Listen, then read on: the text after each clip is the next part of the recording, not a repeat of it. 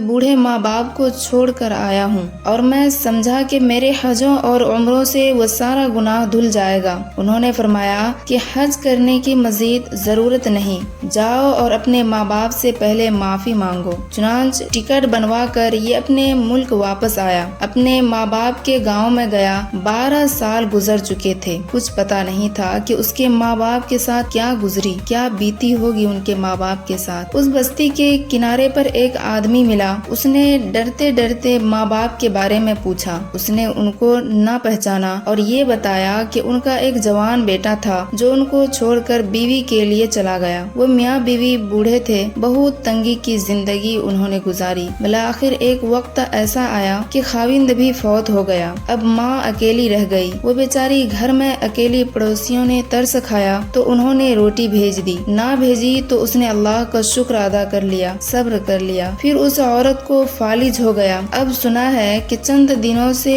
उसकी आँखों की बीनाई चली गई है। बुढ़ापे की वजह से नाबीना हो चुकी है, फालिज ज़दा है। लेकिन पता नहीं कोई बात है कि अक्सर दुआएं मांगती रहती है और किसी को याद करती रहती है और हर वक्त उसी के ख्याल में गुम रहती है। ये अपने घर में गया। दरवाजा खोल कर देखा, माँ बिस्तर पर लेटी हुई थी, हड्डियों का ढांचा बन चुकी थी। सोच रहा था, मैंने माँ को इतना सताया, ये मुझे कहेगी दफा हो जाओ, मैं तुम्हें कभी माफ नहीं कर सकती। लेकिन जब उसके पाँव की आहट माँ ने सुनी तो पूछने लगी, कौन है? उसने बताया, मैं आपका बेटा हूँ। माँ की आंखों से आंसू आ गए। बेटे, तूने बहुत इंतजार करवाया। मैं उस घर में अकेली मुसीबत की मारी लेटी हूँ। दिल की आखिरी तमन्ना थी तुम आ जाते। मैं तुम्हारी शक्ल नहीं देख सकती, तुम्हारी आवाज तो सुन सकती हूँ। बेटे, तुम्हारा चेहरा कहाँ है? मुझे हाथ लगाने दो। बेटे, करीब आओ, मेरे सीने से लग जाओ। ये माँ की मोहब्बत थी कि इतने दुख बर्दाश्त करने के बावजूद भी वो फकत बेटे के घर आ जाने से खुश हो जाती है।